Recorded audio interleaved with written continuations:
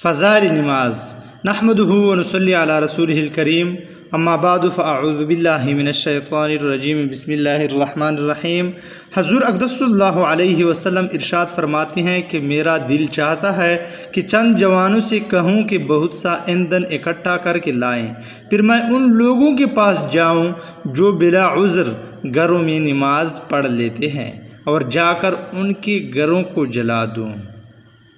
حضور اقدس اللہ علیہ وسلم ارشاد فرماتے ہیں کہ میرا دل چاہتا ہے کہ چند جوانوں سے کہوں کہ بہت سا ایندھن اکٹھا کر کے لائے، پھر میں ان لوگوں کے پاس جاؤں جو بلا عذر گھروں میں نماز پڑھ لیتے ہیں اور جا کر ان کے گھروں کو جلا دوں۔ معزز سامعین کرام، یہ وہ ہستی ہے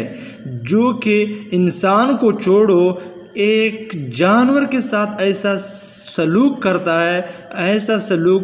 جو کافی رحم دلی کے ساتھ جانور کے ساتھ پیش آتا ہے، تو یہ انسان پر کتنا رحم کرتا ہوگا۔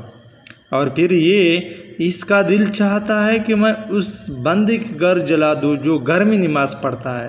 تو یقیناً گھر میں نماز پڑھنے کا کافی زیادہ نقصان ہوگا۔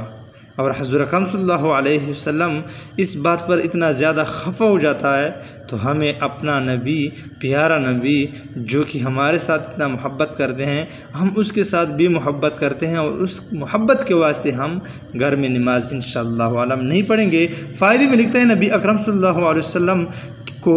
باوجود اس شفقت اور رحمت کی جو امت کے حال پر تھی، اور کسی شخص کی ادنا سی تکلیف بھی گوارا نہ تھی، ان لوگوں پر جو گھروں میں نماز پڑھ لیتے ہیں اس قدر غصہ ہے کہ ان کے گھروں میں آگ لگا دینے کو بھی آمادہ ہے۔ یعنی کسی شخص کی ادنا سی تکلیف بھی گوارا نہ تھی، یعنی اس کو اچھا نہیں لگتا تھا، کسی شخص کو تھوڑی سی بھی تکلیف ہوتی وہ برداشت نہیں کر سکتا تھا،